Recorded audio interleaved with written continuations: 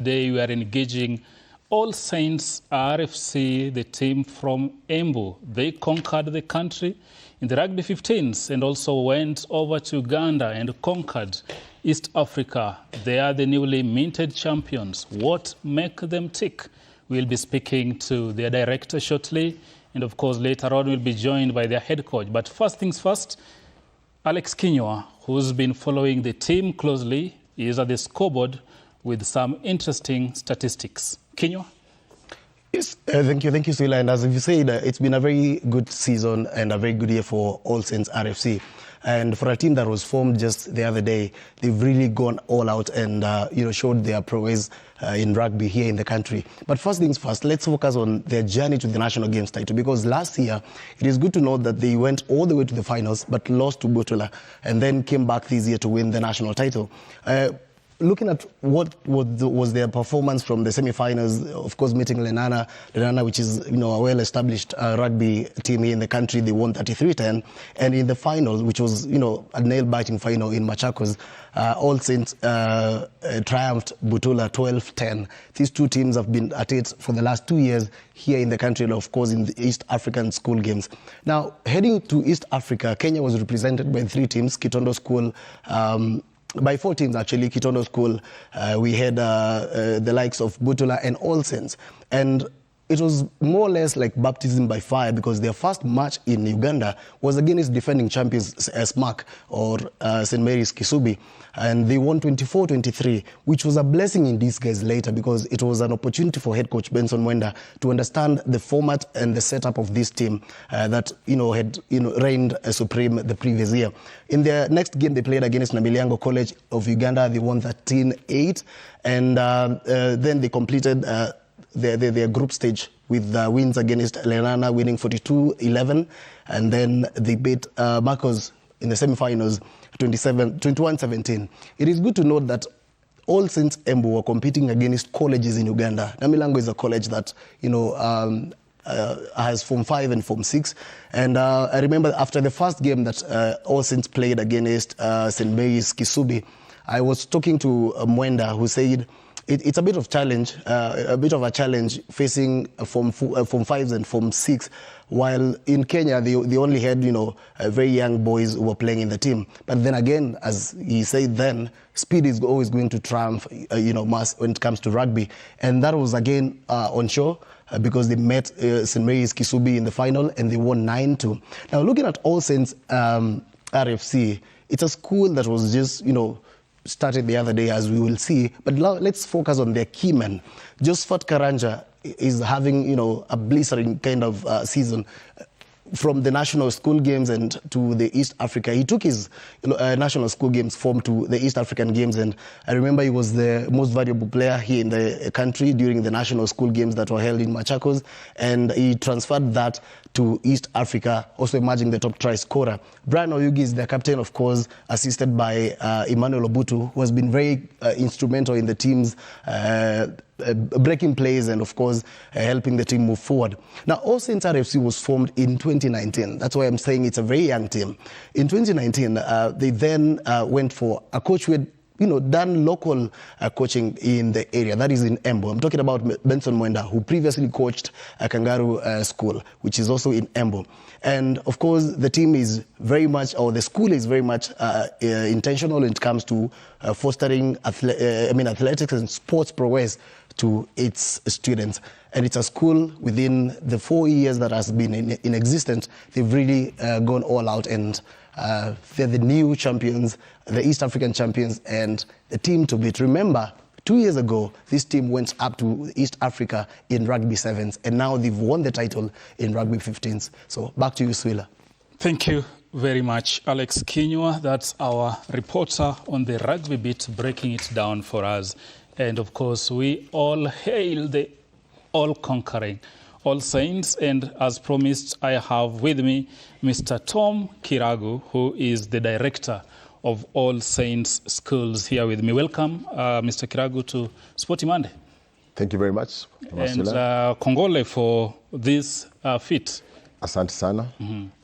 Just to get us going, what makes the Saints tick? What is it that you guys are doing right?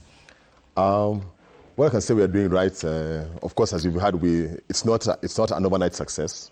It's taken, those are probably 5 years, 4 to 5 years before we have reached this level of success since we started with Benson in 2019. Most of it actually has just been to do with the coach matters a lot because it's about the knowledge of the sports. It's also a very tactical and the players need a lot of practice and a lot of games to develop their game IQ as they move up.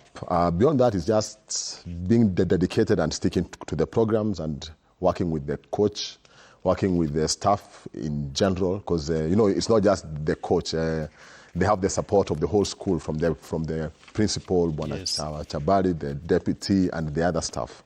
So it's about building a culture, and that's what we have worked on, and that's what we are still building on, and that's what we want to base everything moving forward. And in terms of having a culture that actually embraces sports and understands sports. I want you to break or go deep into the details regarding this culture, because 5 years is still quite a short time. We have teams that have been in existence for a century or 50 years, but they've not hit the height or reached where you guys have. 5 years is quite short, and you've been quite tremendous on that. So what is it like in the day-to-day life at All Saints, more so for the rugby team? How is their training regime? Probably in terms of coaching, what is it that you guys have put in place that makes this team stand out?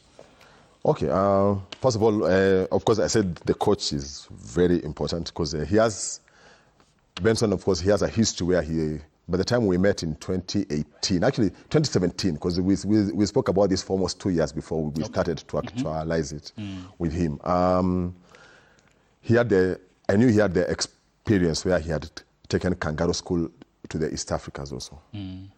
So I knew he had the knowledge and he knew what needed to be done.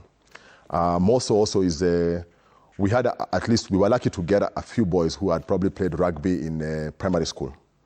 Not many of them, but maybe a small group of them. But they formed a nucleus on which everybody else could work around. Absolutely. To help everybody work around. And of course, beyond that is there needs to be a certain level of enthusiasm of the players. Very true. In terms of when they are training, how hard do they train, how hard do they push themselves, and the level of interest. Like almost everything, it's about level of interest. If you're interested enough in it, maybe let me not use the word interest, probably because most of them are fairly obsessed with the sport. That's the word I will use. A certain level of obsession with what you're doing is critical for success. Not just in rugby, but in most things. Generally, and this being a school setting, and we know how it works mostly in the boarding schools. Yeah. And rugby is quite intense. I don't know, have you as a school put this team in any form of special diet? How do they cope with these intense trainings? Yes. Or wanakula tu kama wale wengine? Okay, no. Especially during their different training has got different times, and the coach tries to periodize them. So there is a time they are trying to gain on strength and bulking up, and then there are times they are trying to gain athletic, to build their cardiovascular ability. So let me say, like for the bulking up stage, they have a special diet for the rugby team. Soup extra, a lot of peanuts, njugu are critical. Extra cost on the parents, is it? No, there are no extra costs on the parents for that. Okay. Of course, there are times when they are doing the periods which they are trying to train for their cardiovascular ability, we take them, we remove them from school, and they do a lot of running up in the mountain frequently, so as to make sure that they are... They have the endurance and all yes, that. they have the endurance. So it's a mixture of all those things. We have to accommodate all those things. Now, you're also the national champions, 15s. The games went down in Kisii or Gusii some 2 or 3 weeks ago. But again, you went to East Africa. Comparing those two competitions, from where you sit, where do you think you faced quite a tough challenge, locally or at East Africa? I can say in East Africa it was challenging. Although in here, by there, it was quite challenging because I was there for the finals in Machakos. I never went for the games in Uganda, but by not going for the games in Uganda, I was watching most of them live here on YouTube. I can say Uganda was challenging, actually, in terms if you look at size, in terms of physical size, their teams are much more bulkier. Yeah, much more bulkier. I don't know, partly diet and the way they are raised, but also age. And it was also very tight. If I look at the scoreline of the final, it was 9-3 against St. Mary's Kisubi of Uganda. Yes. That shows how tight that game was. It was very tight, actually. In fact, I would say I have to give the coach a lot of props because tactically, I think we won the finals more on his tactical knowledge and his and what he planned and what he explained for the boys to play. Because if you watched, our opponents were quite big, so it will have been very hard for All Saints to actually try and push and fight to make tries. And I noticed the boys adapted very fast in terms of being able to execute what he wanted in the game. Yes, what he wanted in the game. So they were able to get enough penalties. Okay. Yeah. And I wish he should have been here to break it's unfortunate. Further, I know he's stuck in traffic on the way. Traffic of Nairobi. Yes. Okay. Very, very unfortunate. Yeah. Now let's shift gears to the World Schools Championships. Yeah. That's where you should head up next, and this will be in Monaco, France, from December, if I'm not wrong. Yeah. There's of course lots of training and of course financial incentive. This is quite undertaking financially, that is. Are you looking forward to that, and how prepared are you? Probably you need some support, or you're good to go as Saints? Okay, no. Okay, first of all, we are excited about going to Monaco. Very excited about it. The team, I think they had a break and they've just come back to school. Training will go on, will be much more intense. We will probably engage a few more technical guys to help Benson work around what they need as we watch how the other teams play. Of course, like now we have to watch a lot of how the South Africans play. We will most likely meet the Fijians and the New Zealand guys. Of course, that's a rugby powerhouse. We will meet the rugby powerhouses. So we will really need to spend a lot of time watching and strategizing on how to play and to see.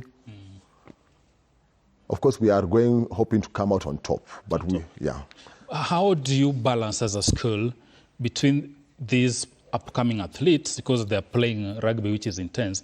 How do you balance between sports and academics to ensure that these players don't really get consumed on the pitch and perform poorly on academics? How do you balance? Actually, you've asked one of the most interesting questions which I meet and which probably sometimes we have a lot of discussion with parents when we are discussing with parents about sports. And of course, there were some who had some questions. Are we concentrating too much on sports and everything? But I can tell, first of all, the first main thing is that actually, first of all, is to strike a balance. But more so is I can say there's a major misconception within the whole country, and probably the country needs to have a dialogue with itself. I've heard what the team was discussing. The team before was discussing about football and the statement by the coach that there is no you're not talented enough. Yes, it's a whole conversation that the country needs to have, because I can tell you, in essence, from the way education is designed and the way it's structured, even the way the curriculums are structured, as long as the student gets their 8 hours a day, generally between the 8 to 3 or 8 to 5, and the rest of their time which they are free, they can play sports, that student should be able to pass. It's enough time actually for a student to actually pass their exams and get the enough knowledge actually to pass their exams. There will be pleased because Embu has conquered Kenya and Embu has conquered East Africa, his home region, basically taking the spotlight from Western. Yes. For long it was felt rugby belonged to Akinashitera, Kule Western. But Really? You guys are showing it can be done even in the mountain. Now, the question is, this basically will strike some interest. And my director is asking me to ask you, how do you reward probably players who are standing out and probably come from very, very humble backgrounds. Do you probably as a school have a plan, maybe scholarship program, to ensure that these learners go over the line as far as study is concerned? Yes, actually, I have a number of them on scholarship or partial scholarship. There are some who can't pay the full fees, but there are some who are completely from homes who really can't afford the fees. So we have some of them on scholarship. Actually, we have to actually create that for them. There are some even who can afford the fees, but since they are participating so well and doing so well, you also just give it as an incentive to lessen their parents' burden. Parents' burden. In terms of going to Monaco, I know there will be a major financial burden involved. I know we are waiting to see if the ministry will come into play, because of course, like when we went to East Africa, by the time you leave until the nationals, it becomes a ministry affair. Yeah, sure. So we are hoping the ministry will provide the necessary budget for that. Okay. And probably it's still early, not even early. 3 months from now is quite a short time. Yeah. How many players are you planning to take, maybe, the squad? The squad, being 15s on the minimum, the squad that should go should be maybe around 28 to 30. 20 to 30? I'll say 25 to 30, because 25 will just mean we just have the substitutes, but of course they need to go with technical bench and support staff. Yeah, so let's say so forth. 30 is the number. Yeah. That is the number. Yeah. Probably I'll ask you a question here, which is the white elephant in the room. And there was this debate even at national level. Yeah. And you are a stakeholder. Age cheating is quite rampant in school games, and no one is cracking the whip. How are you dealing with this to ensure that the players you take on the pitch and they win the honors are actually within age limit? Because these games are for kids to identify natural talent. But to find, in some cases, coaches bring in players who are over age just to help them win the honors. Okay, I can say, okay, like for us, I'll say it's a major issue actually across all sports. I'll say across all sports. I'm saying that because also I've observed it in athletics, because I watched the national athletics. I'm the current patron of athletics Kenya in Embu. I really love athletics also. Generally, I'm a sports person. And I can tell you, it's not just rugby, it's across all sports. It's unfortunate that that's the case. I'm saying that because even having played in high school, I observed it when I was in high school.